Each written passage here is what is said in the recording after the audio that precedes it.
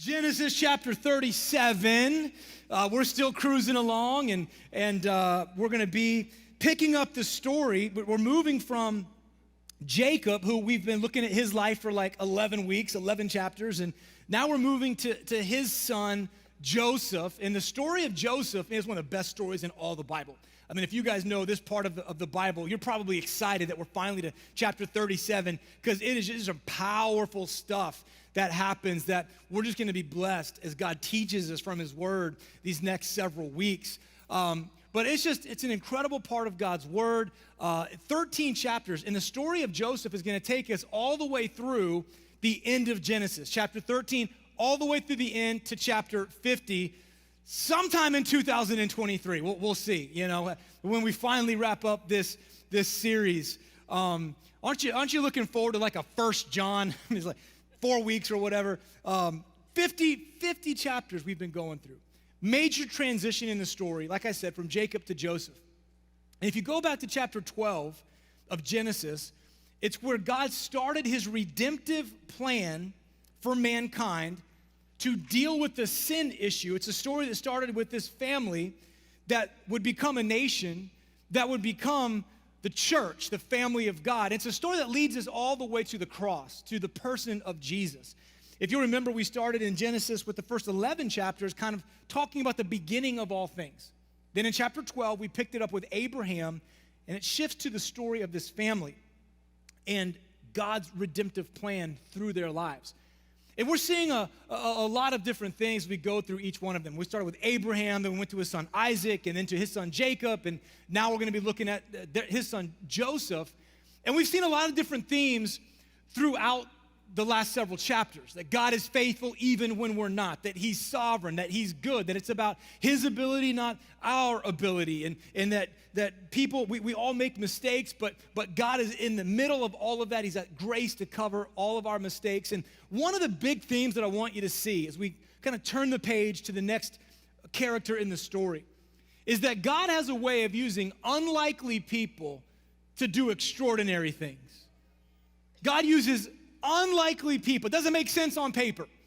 Wouldn't be the people that we would pick. Not the head of the class. Not the obvious choice.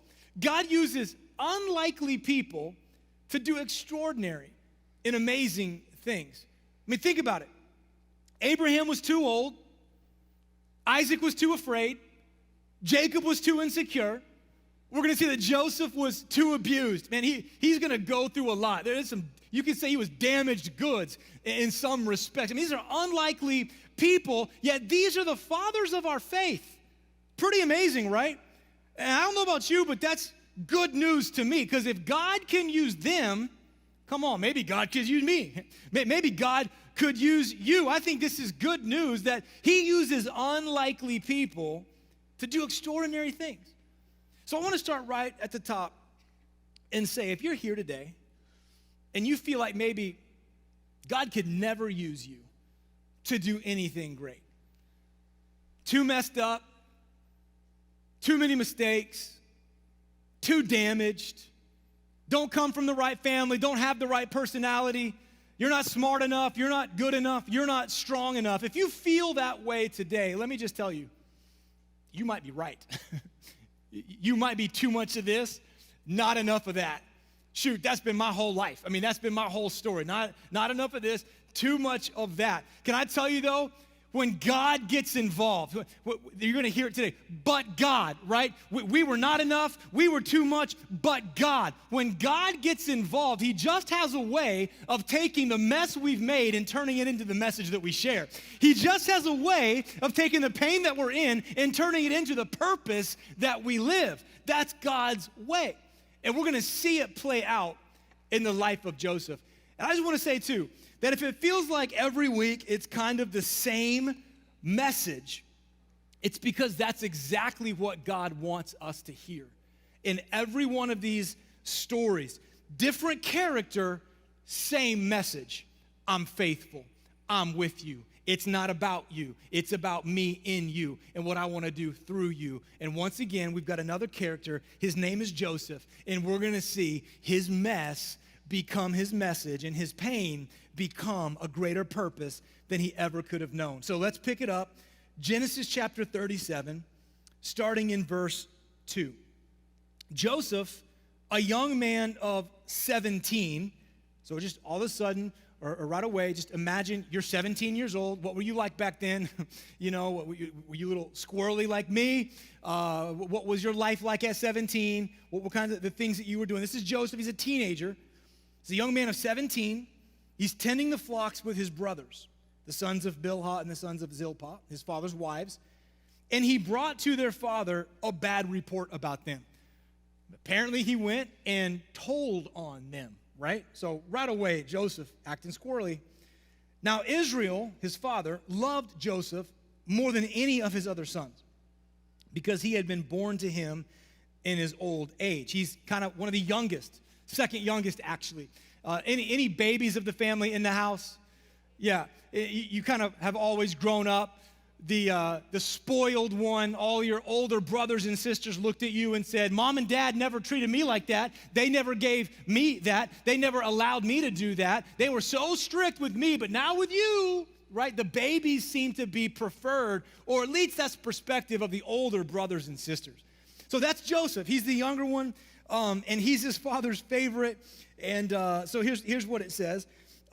He made an ornate robe for his son Joseph. This is the coat of many colors.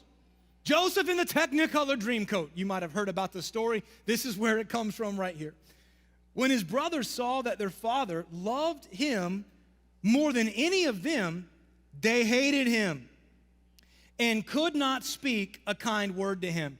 Now, if you've got really kids, but let's just talk about boys. I got 3 boys, and man, they know how to get after each other.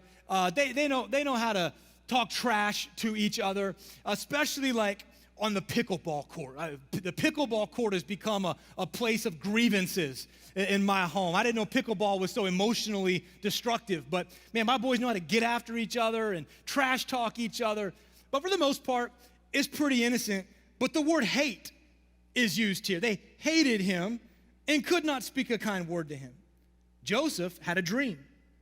And when he told it to his brothers, they hated him all the more. He said to them, listen to this dream that I've had. We were binding sheaves of grain out in the field when suddenly my sheaf rose and stood upright while your sheaves gathered around mine and bowed down. Oh, no, he didn't. Talking about sheaves rising up, bowing down. Oh, man, this is trash talk here. Call it a dream, whatever you want, man. You're dogging on your brothers. His brothers said to him, do you intend to reign over us? Will you actually rule us? And they hated him all the more. Third time. It's escalating now. Then he had another dream. Oh, Joseph. And he told it to his brothers. Listen, he said, I had another dream. And this time the sun and the moon and the 11 stars were bowing down to me. When he told his father as well as his brothers, his father rebuked him and said, what is this dream you had? Will your mother and I and your brothers, it's fine to trash talk. You want to trash talk your brothers, but don't bring me into this. Don't bring my name into this. Don't be talking about that I'm going to be bowing down to you. And so his father rebukes him. Will we actually bow down to the ground before you? His brothers were jealous of him, but his father kept the matter in mind. Now, I wasn't going to say this, and I don't want to dive too deep into it, but that last statement right there, his father kept the matter in mind. One of the things that we're going to see is that Joseph's life is a picture of Jesus. Joseph's life is a picture of Jesus. When Jesus is prophesied to be born, the angel comes to Mary and gives her this vision of what's going to unfold. The Savior is going to be born to her, and all the things that we talk about at Christmas. It was actually very unnerving for Mary because there's a lot of danger that was going to come with that. And what it says after the angel left is that Mary hid these things in her heart. She didn't quite know what to make of it. It hadn't happened yet. What's this word that I just got? She knows God is up to something, but isn't sure exactly what. We get a very similar statement here. As this dream comes to Joseph, he tells his father Jacob, and Jacob keeps the matter in mind. And let's just keep it in the forefront of our mind. Joseph is a picture of Jesus, and all through his story, we're going to see parallels between Joseph and Jesus. Now, let's get back to the story. It's almost hard to blame Joseph's brothers for hating him. I mean, hate's a strong word, but you kind of see where some of it is coming from, right? I mean, he's the youngest. He seems like a daddy's boy, a bit of a try-hard. I mean, he goes and tattles on his brother. That never goes over well with older siblings. I mean, I don't know how it is at your house, but inevitably, here comes little Cooper. Caleb did this, and Cannon did that. I mean, not so much anymore, but I mean, it's been for 13 years, 14 years, and so it's just always the younger tattling on the older because the older are picking on the younger. And so, it never goes over well with the older brothers and sisters. Joseph goes and tattles on them. Apparently, they'd been acting a fool out there in the field. I don't know. But it started way before this. Some of you might remember Genesis chapter 33. A few weeks ago, we talked about it when Jacob was afraid for his life as his brother Esau was coming to meet him. And remember, Jacob stole his brother's birthright, and years go by. Now they're going to meet up again, and Jacob assumes Esau's coming to take revenge and kill him. So what Jacob does to get ready for that encounter is he lines up his family, it's a big family, all his kids and his wife. He lines them up from least valuable to him to most valuable to him. Not exactly Father of the Year material, but nevertheless, not going to get any husband awards for that, but that's what he did. And so Joseph's brothers are out there that day as they're getting put into this line going, we kind of always felt this way, but Dad, you just confirmed it. I guess we don't matter as much to you as Joseph does because we're out here in the front, which means we're more likely to die when Esau comes. And y'all are more likely, like in the movies, to escape out the back door and into the forest and get away. And so he just makes it clear, you guys aren't as valuable to me as Joseph, who was way in the back with his father and his mother Rachel. So this resentment is deep-seated. It goes back a ways. And now Joseph is bringing this dream, which is just like throwing fuel on their fire.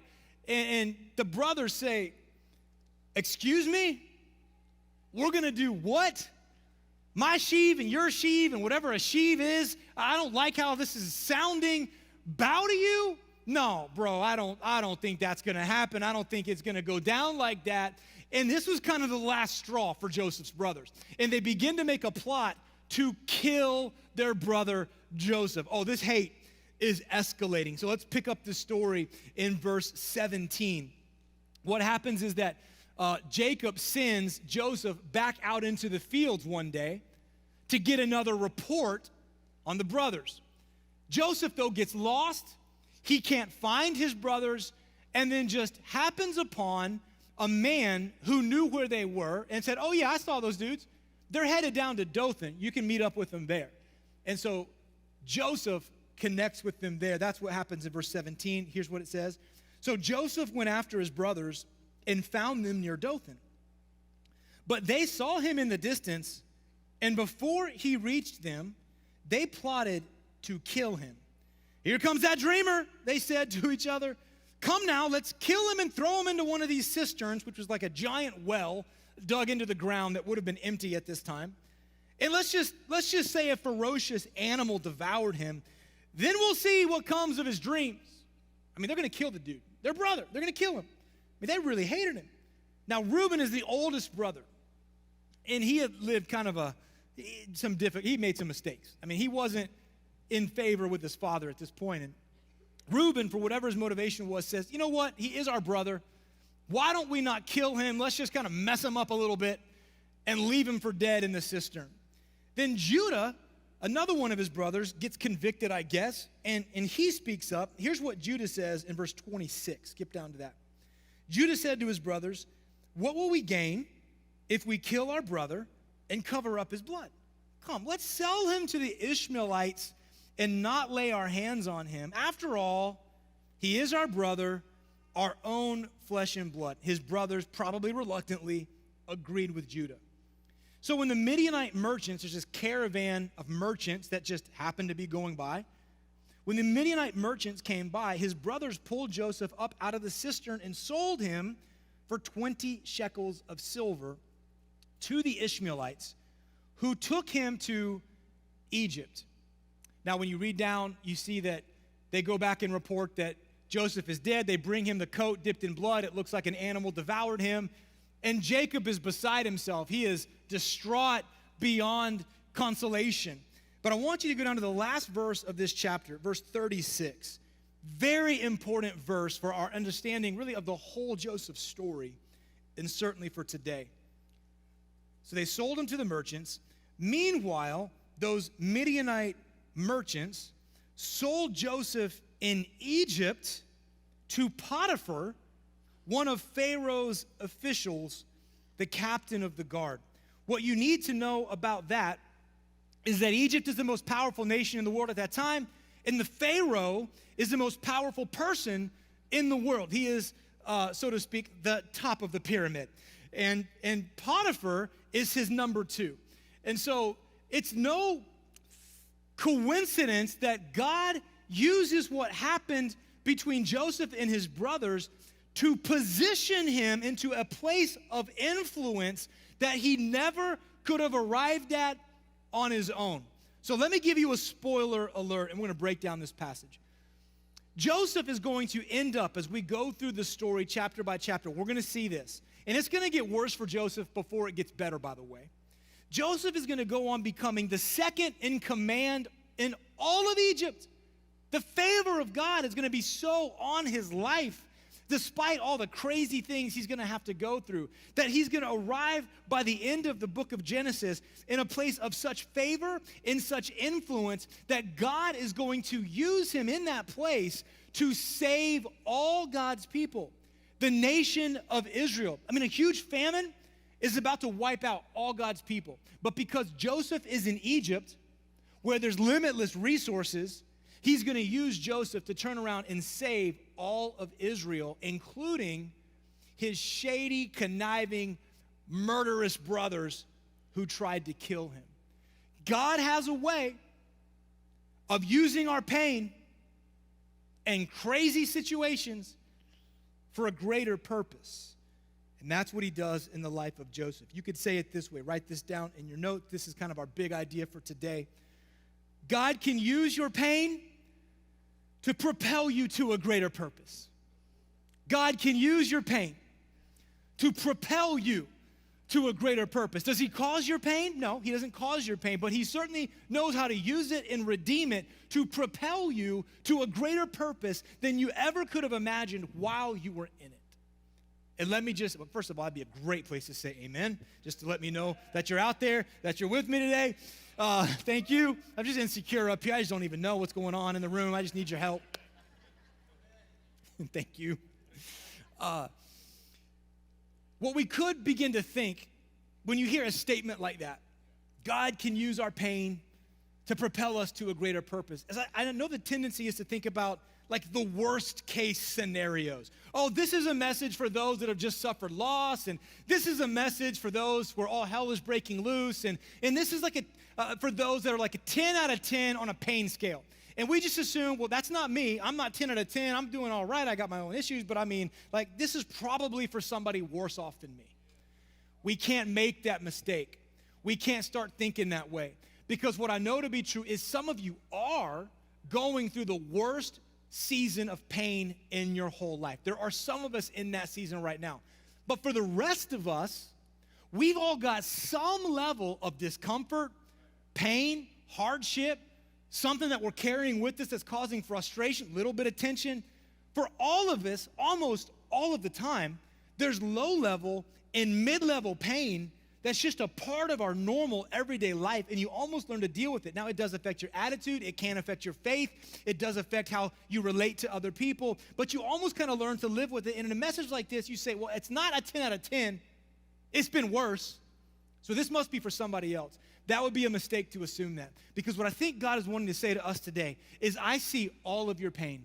I see the low-level stuff that's just under the surface that no one really knows about, that you're just kind of carrying with you. I see the mid-level stuff that you do share. It's kind of messing you up. And I see the stuff that is like everything's blowing up in your life. And I'm the God who can take all of that pain, small, medium, large, and supersized, and use it to bring you into a greater purpose than you ever know. So every one of us has something today that we can bring before the Lord and say, Lord, I don't like how this is going. Lord, this is uncomfortable, it's painful for me. What do you want to teach me? How do you want to grow me up? What can I learn from this season? God can use your pain to propel you to a greater purpose. God gave me a dream and a calling for my life when I was about Joseph's age. He gave me a vision for what he wanted to do in my life. Now, at that time, man, I had no discernible gifts or abilities. A wiffle ball wasn't the kind of thing that people looked at and said, you're going places. And so, I just didn't have anything people would look at and say, no, there's a future leader. But God gave me a dream. He gave me a vision, a picture in my head of what he wanted to do in my life. I didn't dare share it with anybody like Joseph did. I mean, that's a little arrogant. I didn't talk about sheaves and moon and stars and all that. But he did give me a sense and a vision of like how he wanted to use me. Now, from that point on, there's a whole lot of things that threatened that dream, right? And there's a pattern that's kind of common to life where it's like God speaks to us, he gives us a vision or a dream, even just hope for the future. And then what happens? Life happens. Normal, everyday setbacks, hardships, difficult. I mean, life happens. And for a lot of people, that's where they turn back. That's where they give up. That's where they start questioning God. I mean, they just get messed up. If we can make it through the pain and the difficulty, we often see, now I see how God wanted to use that. Didn't cause it, but man, I see now how he used it to bring about a greater purpose. That's kind of a pattern. So that's played out in my life. All kinds of things threatened the dream that God gave me. A lot of it, my own mistakes and selfishness. I mean, I almost flunked out of college my freshman year in college, and then God showed up in my dorm room because I was living for myself, being an idiot, and just being selfish, really. And he showed up in my dorm room on a Friday night and said, Chris, if you don't take seriously what I've called you to do, I'm going to use somebody else to do it because my purposes will come to pass. It's just a matter if you want to be a part of it. And that convicted my heart so much. I said, God, I don't want to disappoint you. I want to give you my life. And it was almost like a new salvation for me where I completely went all in to Jesus. And God, he met me in that dorm room. He changed my mind and changed my heart, my motivation. He turned things around for me by giving me an encounter with him. It changed me. But there's been loss and disappointment along the way. I'm sure people have suffered more. Maybe others have suffered less. I don't know. For me, it was real. It was my own pain and loss and disappointing season. God met me in that season. And he said, Chris, I'm with you and I'm for you. And he wouldn't let me give up. There's been seasons of restlessness and doubt, but there's also been unexpected promotion and blessing. There's been seasons of closed doors and slow progress. Anybody know about slow progress? You're just inching your way along. You're like, why am I not farther along than this? God speed things up, but you're scratching and clawing. It's slow progress. But there's also been clarity and maturity that God has done in me along the way. There's been times in my life I felt overlooked and undervalued. Maybe you can relate. Why don't they see? Why am I not being recognized or whatever? But God used those seasons and that frustration to grow me up and mature me. In fact, there was a season of particular self-pity where I was just feeling bad for myself and why not and why this and all this kind of stuff. And God came to me and just convicted my heart. Again, he met me in that season of life. And he said, Chris, you're kind of right. You do have the skill to do what's in your heart to do, but you don't yet have the maturity to handle what's in your heart to do. And if I gave it to you right now, it would crush you. My whole focus was on my skill, my ability. My resume is better than their resume, and so why not promotion and why not blessing? God said, you're focused on the wrong thing. It's not about the skill as much as it's about the maturity, and I'm still working on you. You're not a finished product. Can I tell you, God has been there, and then followed by unexpected promotion and blessing. That's the story of my life. God just moving me along from one season to another, through pain to purpose. And I'm 45 years old. God spoke to me back when I was 16 or 17. I feel like I'm just now, all these years later, coming into the vision and the picture that God put in my head way back then. I feel like I'm just now, after all these years, finally stepping into it. But can I tell you this? I don't feel like I'm done yet either. I don't feel like I've arrived, even though this was part of what God put in my head. There is so much more he has for my life, and so much more he has for my family, and so much more he has for you, and so much more that he has for our church. We're kind of just getting started. We just got to keep moving through the pain to be able to see the purpose. And I want to encourage you today, God is good, God is sovereign, and if he called you to it, he will see you through it. That's who God is. Oh, now you're here. All right, I like it. So I used to play video games. Not now because I'm 45. But I used to play video games. I mean, can you imagine Kara coming home, I'm just posted up on the couch playing Halo or Fortnite or whatever people do? It ain't going to happen, let me just tell you that. I don't play video games because, there's just too much to do at this season of my life. And by the way, man, some of you are saying, like, why can't I find my wife? And the reason that you don't have game is because you got too much game. Ladies, you're welcome. All the single ladies said, thank you, Pastor. I love you all.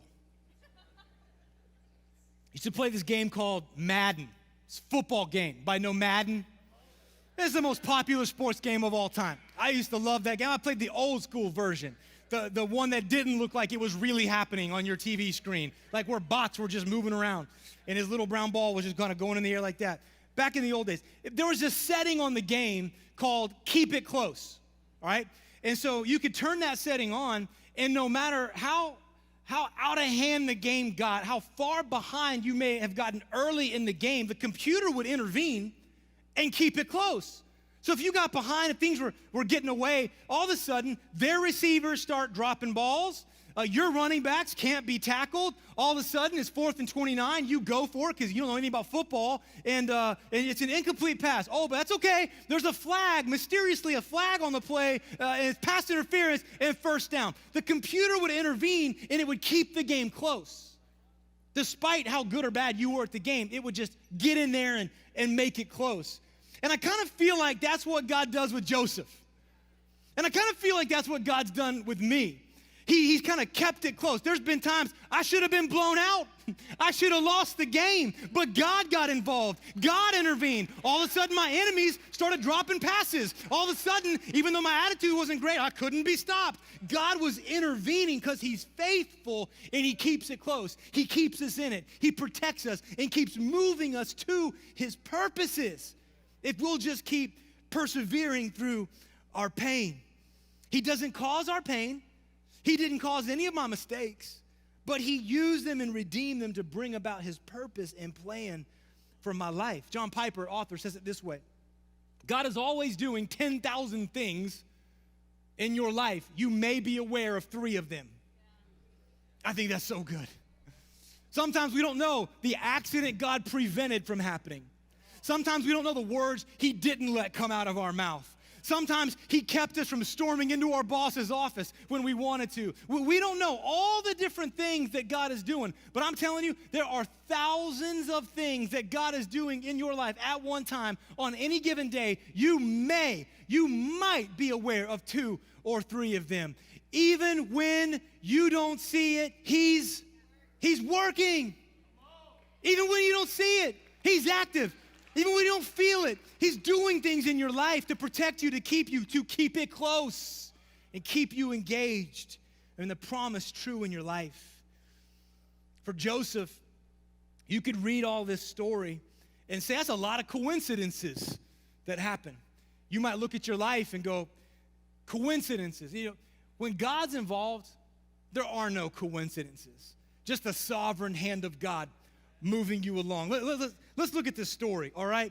And so for Joseph, he goes out and he's looking for his brothers, but he can't find them. He probably almost turns back and goes home. He would have avoided his pain, but he would have missed his purpose.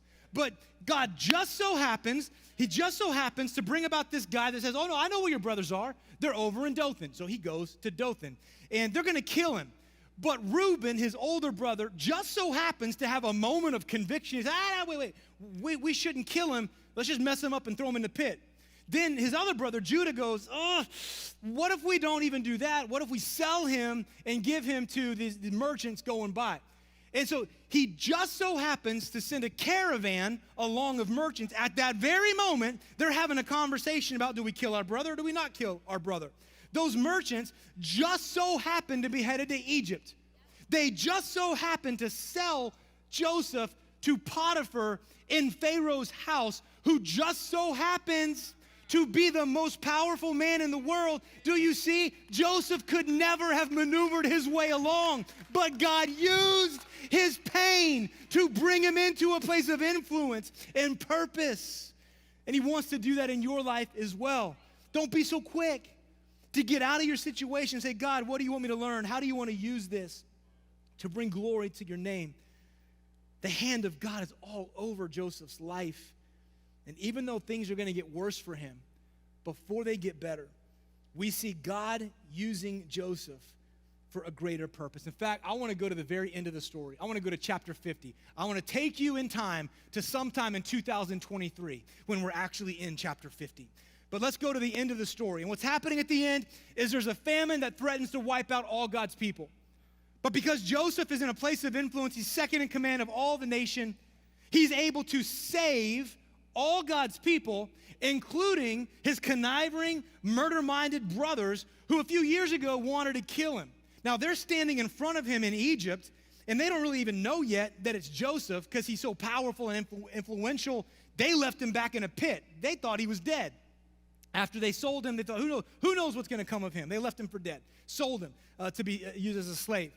And so they're standing before him. Once they realize, oh no, this is our brother Joseph. We tried to kill him. We ended up selling him. They probably think Joseph is going to take revenge and take them out. But that's not what he does, because Joseph now has a perspective of what God has been doing. And I want you to be able to not just see it at the very end of your life and look back and go, oh, now I see what God has been doing. It makes sense now. I want you to be able to learn from Joseph and learn from God's word to see when you're in the middle of your pain that you don't have to wait until someday out in the future. You can say right now, God, I know you're working. God, I see it. I know this hurts. I don't like it. I wish things could be different. I wish she wouldn't have left. I wish he wouldn't have done that. I wish the business would have worked out. But Lord, even though it's painful, I know you're in it, and I see how you're working. Joseph got that perspective at the end. Watch what he says in chapter 50, verse 20, as he's talking to his brothers who tried to kill him. You intended to harm me, but God,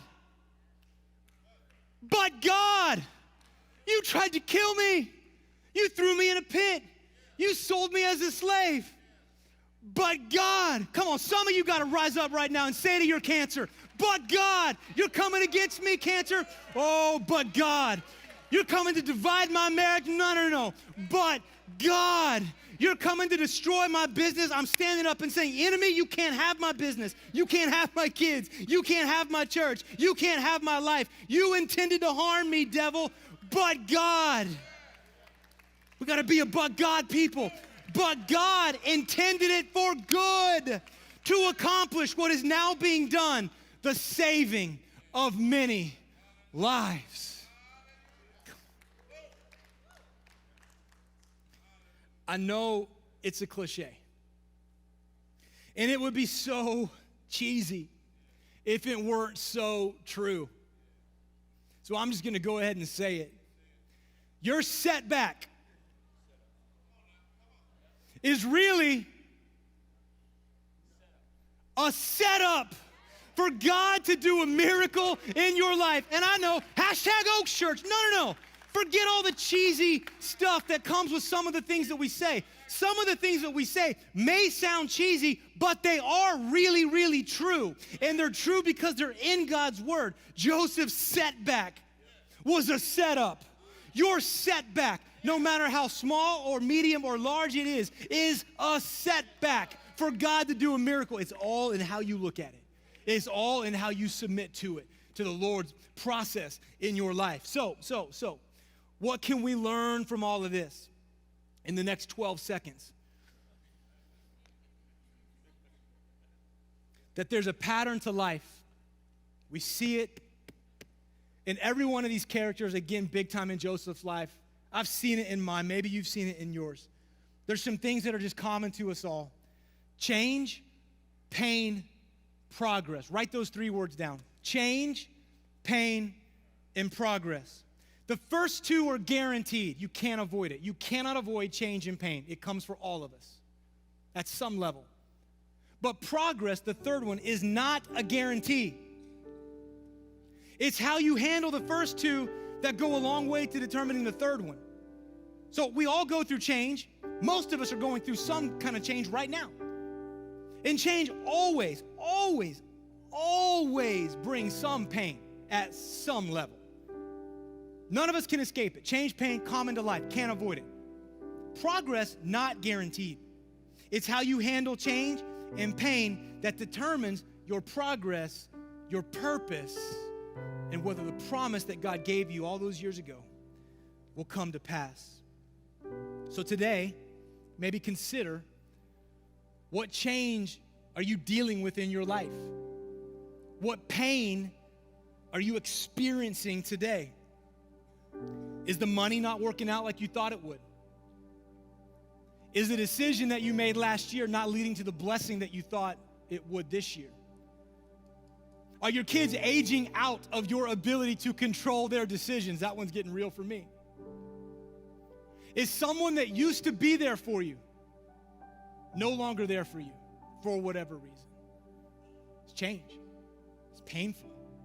But how you handle that, how you trust God in the midst of it, will in many ways determine whether you'll make progress. Paul talks about the change and the pain that comes to us. He, of all people, knew about it. And here's what he writes in 2 Corinthians chapter 4. And I'm just going to ask you to go ahead and stand to your feet because we're about done. We're going to, in just a moment, one more time, we're going to worship the Lord before we leave. But I want to read this passage to you. Paul is talking about the change and the pain of life. But we have this treasure in jars of clay to show that this all-surpassing power is from God. It's not from us. We couldn't make it happen. We could have never gotten ourselves to that point. It was all God. We were just along for the ride. We are hard-pressed on every side, but not crushed, perplexed, but not in despair, persecuted, but not abandoned, struck down, but not destroyed. Verse 18. So we fix our eyes not on what is seen, but on what is unseen. Since what is seen is temporary, but what is unseen is eternal. Yeah. The tendency we have is to focus on what we can see. The pain is real. The difficulty is happening right now. It's in front of me. I can grab it. I can see it. I can feel it in my bank account. I'm reminded of it every time I go home to an empty house that didn't used to be empty. I can see my pain. It is seen. But we got to focus on what is unseen. We got to make a decision today not to focus on our pain, but to focus on a person. Can you guess who that person is? He's unseen. I've never touched him.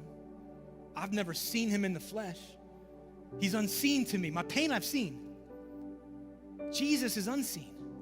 But Paul says, get your attention off all the things going on around you, all the pain you're in the middle of, and focus your attention on what's unseen. Because your pain will not last forever. That's the good news. You're going to make it through. It's not going to stay this way forever. It's temporary. The one that's unseen and the future that's ahead of you is eternal. Joseph is a picture of Jesus, who endured pain to fulfill a greater purpose. Joseph is a picture of Jesus. So are you. As we start this series on Joseph's life, I want you to see it's not just him that teaches us about Jesus. It's our lives that teach others about Jesus. As you bring your pain to the Lord and everybody around you sees what you're going through and how you're handling it. It's why we say, let's do Candy Fest and invite thousands of people. It's why we're always telling you, bring your friends to church. Why? Not so they can be impressed with my life. They don't know me. So they can be impressed with your life and what God's doing there, because they were with you when you got the diagnosis. I wasn't. They were there when your wife left you. I wasn't. They, your friends, the people around you, they saw how your kids were acting and how you dealt with it. So when you bring them here and you show them why, your life, like Joseph's, becomes a picture of Jesus as you persevere through your pain and reveal a greater purpose. So as we close our time together, we're gonna sing a familiar song with hopefully a new perspective and a new level of faith. Even when you can't see it, He's the way maker.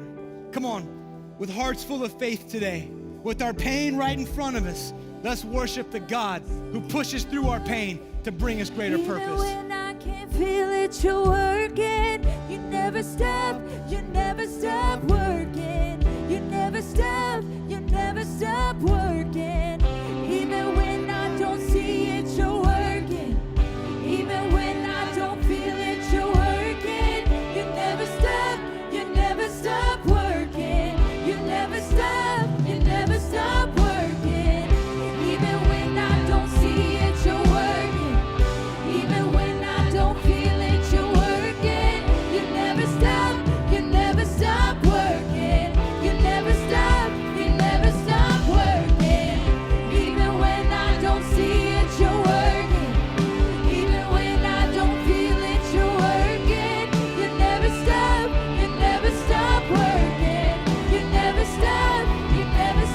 You are waymaker, miracle working, promise keeper, light in the darkness. My God, that is who you are. Oh, it's who you are. You are waymaker, miracle worker, promise keeper, light in the darkness. My God, that is who. Sing, it's who you are. That is who you are. That is who you are. That is who you are. You're the waymaker. You're the promise keeper. You're my provision. You're my protection. Oh, it's who you are. Hello, everyone. Thank you so much for joining Oaks Church on our YouTube channel.